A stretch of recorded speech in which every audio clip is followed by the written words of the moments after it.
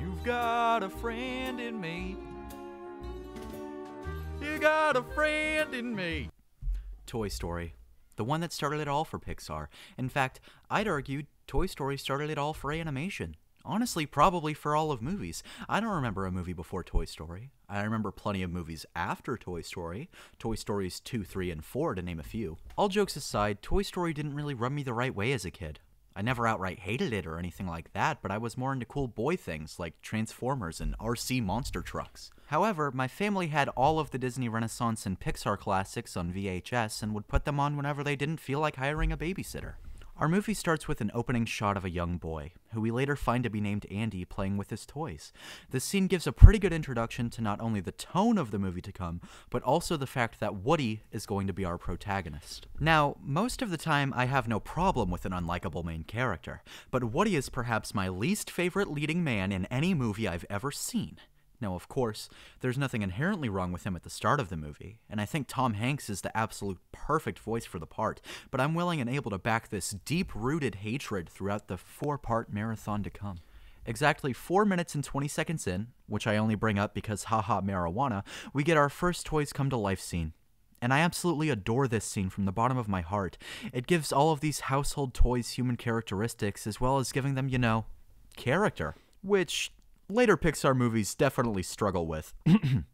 But that's besides the point. Good scene, Pixar. Very epic. This scene also introduces us to Woody, and how he's the leader of the pack, as well as his main love interest, Bo Peep, short for, of course, Lil Bo Peep, famous SoundCloud rapper. Now, I'm trying hard here not to review this movie scene by scene, because if you wanted to watch Toy Story, you'd likely be watching Toy Story, not this movie review of a now 25-year-old movie, which is crazy to me how we've gotten a quarter century of Pixar and not a single character named Ty.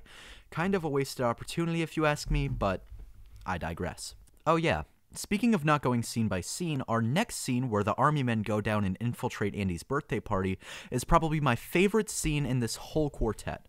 Mind you, however, I write these reviews after each movie, so I haven't seen the other ones thus far. But nonetheless, the way the army men use all of the household items to get closer to the party is amazing, and they also keep up the army guy lingo like 10-4, good buddy, and it really stuck out to me as a kid.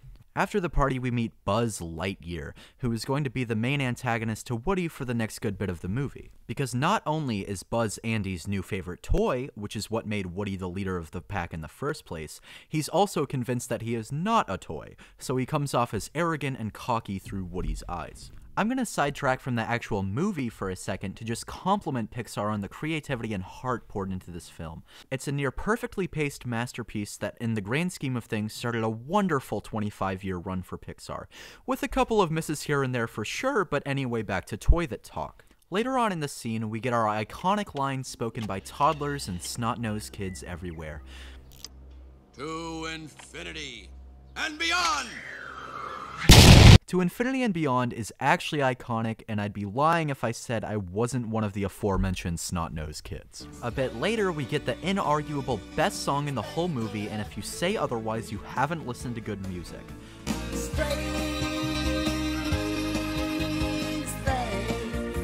Strange Things Are Happening to Me is way too underrated in the Pixar song fandom, and I think it's blasphemous that people choose You Got a Friend over this absolute masterpiece. Also, as I said before, the pacing in this film is just absolutely phenomenal. It takes not 25 minutes before we're introduced to the Buzz Woody favorite toy conflict, as well as a supporting cast of characters that are developed superbly.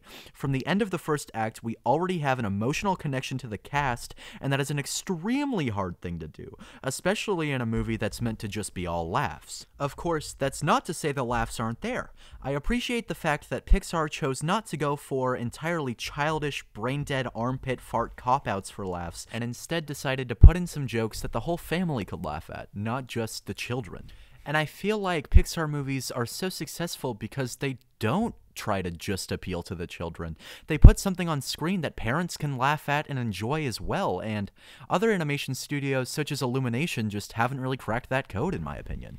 Back to the movie itself again, we get our first glimpse at A113, which if you're not caught up with the Pixar lore is a neat little Easter egg found in every Pixar movie.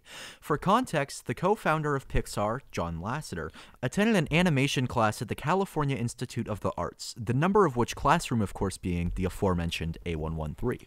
Within the next 5 minutes of runtime, we are introduced to 2 more Pixar Easter eggs, the gas station Dynaco, most notably found in Cars, and the Pixar Planet truck, which is pretty much present in every Pixar movie. Both of these don't really have a background though, seeing as they originate from Toy Story. Speaking of Pizza Planet in particular, our next scene is the showing off of the Pizza Planet arcade, which, as I'm sure many of those who watched the movie as a kid can attest, looked like absolute heaven.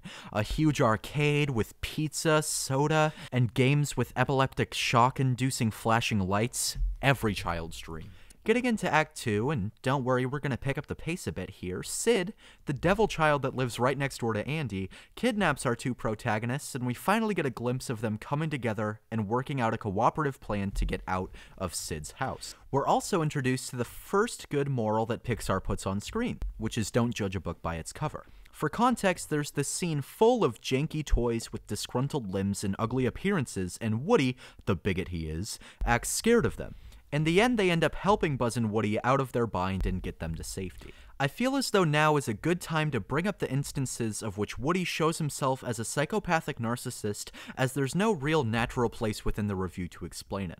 Our first example is way back in the first act, when Woody uses his sentient race car friend to crash into Buzz Lightyear and attempt to commit toy vehicular manslaughter, as well as the entire plotline where Woody is shitting on Buzz's hopes and dreams by making it clear non-stop that he is a toy. And last, but certainly not least, Woody is shown as a practicing animal abuser late in the third act. I have more evidence as the movies continue, believe you me. Calming down a bit, the ending to the movie is honestly pretty cut and dry. The gang accepts Woody again and Buzz becomes good friends with everyone.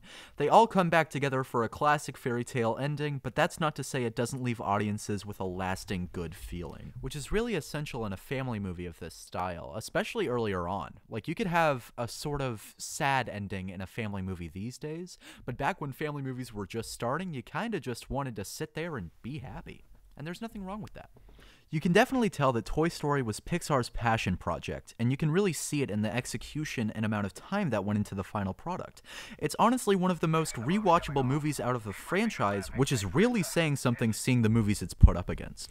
I suppose now is as good a time as any to put you on to the overall point of these reviews, which is to find the objectively best movie ever made, by putting every movie I review on a list ranked from best to worst. Of course, there are some exceptions, such as when I rank a series or set of movies, they will both be put on the overall list as well as ranked within themselves. Whenever I rank a TV show, it will be put on its own separate list, seeing as ranking a movie against a TV show isn't really sensible, because a movie, you kind of put out a movie and you have one final product that people can then react to. But if you're to put out a show, if you have a season 2, you know what the fans want, you know? So you can't really rank a show against a movie, in my opinion. So, at this point in the movie review saga, Toy Story is holding both the #1 spot on every movie ever, as well as Pixar movies. You can join me back here next Friday on the Ty Stone channel and watch my Toy Story 2 review if you so choose. I will be doing a Pixar movie every single Friday for the foreseeable future, as well as other videos thrown in between. However, the other videos are likely not going to be movie reviews, and sort of just like maybe a tier list here or there, or more so a gaming video. Without further ado, I'm gonna get on my high horse on out of here.